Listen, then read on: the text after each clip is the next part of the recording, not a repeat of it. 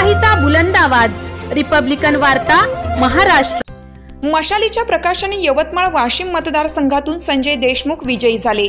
संजय देशमुख यांचा विजय झाल्याने उभाटा गटात जल्लोषाचे वातावरण। संपूर्ण राज्याच्या नजरा लागून राहिलेल्या यवतमाळ वाशिम लोकसभा मतदारसंघात महाविकास आघाडीतील शिवसेना उद्धव बाळासाहेब ठाकरे पक्षाचे उमेदवार संजय देशमुख हे 94,473 इतक्या प्रचंड मताधिक्याने विजयी झाले। 30व्या अंतिम फेरीअखेर त्यांना 5,94,807 इतकी मते मिळाली।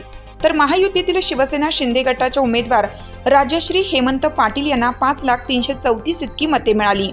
निवडणूक निर्णय अधिकारी डॉक्टर पंकज आशिया यांनी विजयाचे प्रमाणपत्र देत संजय देशमुख यांना विजयी घोषित केलं।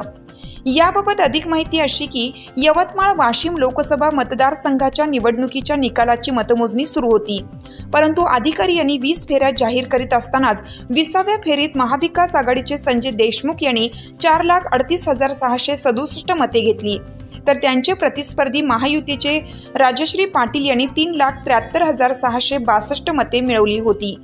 या संजय देशमुख यांनी 65,005 मतांनी आघाडी घेतली होती। यवतमाळ वाशिम लोकसभा मतदारसंघाच्या निवडणुकीमध्ये राजश्री पाटील महायुतीच्या उमेदवार होत्या, तर महाविकास आघाडीचे उमेदवार संजय देशमुख हे होते।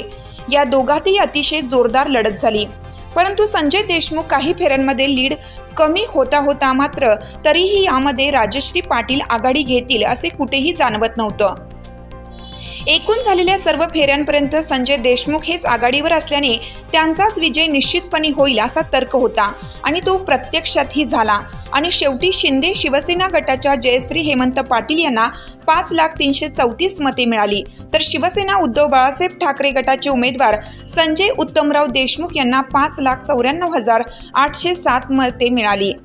त्यांनी 94,473 मतांनी विजय प्राप्त झाल्यामुळे त्यांना निवडणूक निर्णय अधिकारी डॉक्टर पंकज आशिया यांनी विजयाची घोषणा केली आणि विजयी उमेदवार झाल्याचे प्रमाणपत्र प्रदान करण्यात आलं।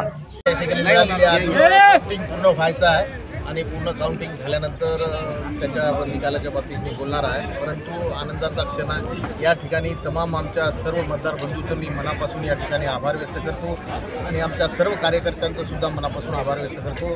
तिन्ही पक्षाच्या कार्यकर्त्यांनी अतिशय मेहनतीनं या ठिकाणी काम केलेलं आहे आणि त्यांच्या भरोशावर जो काही माझा विजय होणार आहे, सर्व कार्यकर्त्यांच्या मेहनतीच्या भरोशावरचा विजय आहे। 15 वर्ष झाले मी कोणत्याही सत्तेवर नसताना सुद्धा मी माझ्या सर्व तमाम युवा मित्रांना एकच सांगू इच्छितो की मनात इच्छाशक्ती असली आणि आपली काम करण्याची प्रवृत्ती असली तर आपण काही घडू शकतो, हे त्याचं खासदारकीचं उदाहरण राहणार आहे। म्हणून आपण एखाद्या पराभवाला म्हणजे खचून न जाता त्या ठिकाणी उमेदीने जर लोकांची सेवा केली तर लोक निश्चितपणे सहकार्य करतात। विजयाचं श्रेय कोणाला आहे तुमचं? विजयाचं श्रेय आमच्या तमाम मतदार बंधूंना या ठिकाणी मी देतो, आमच्या सर्व कार्यकर्त्यांना या ठिकाणी देतो। ज्या पक्षाच्या नेत्यांनी माझ्यावर विश्वास टाकला त्यांना त्यांचं सुद्धा मी मनापासून या ठिकाणी अनेक दिग्गजांनी इथे तोल ठोकलेला होता, मुख्यमंत्री या ठिकाणी होते आणि सर्व आमदार महायुतीचे आहे। कसा विजय आपल्याला हा सुकर करता? हा धनशक्तीच्या विरोधात जनशक्तीचा विजय आहे। कोण म्हणते की बा जनशक्तीच्या विरोधात कोणी निवडून येऊ शकत नाही, परंतु या ठिकाणी यवतमाळ वाशिमच्या जनतेने या ठिकाणी दाखवून दिलेला आहे की 6 आमदार युतीचे आहे, पालकमंत्रीसुद्धा आहे, मुख्यमंत्री 4 वेळा या ठिकाणी येऊन गेले, 1 वेळा मुक्कामी या ठिकाणी राहिले, त्यांनी मंगरुळपीरमध्ये 7 तास ते त्या ठिकाणी होते आणि प्रचंड आमच्या शिवसेनेच्या लोकांनी सुद्धा स्वतः मुख्यमंत्र्यांनी त्या ठिकाणी फोन केले, आमच्या कार्यकर्त्यांना सुद्धा फोन केले, परंतु तरीसुद्धा कोणत्याही आमिषाला बळी न पडता आमचे सर्व कार्यकर्ते माझ्यासोबत ठाम राहिले, उद्धव साहेबांसोबत ठाम राहिले, आघाडीसोबत ठाम राहिले। त्याबद्दल मी त्यांचं मनापासून या ठिकाणी आभार व्यक्त करतो। लोकसभा आपण जिंकली, आता पुढचं लक्ष काय आहे?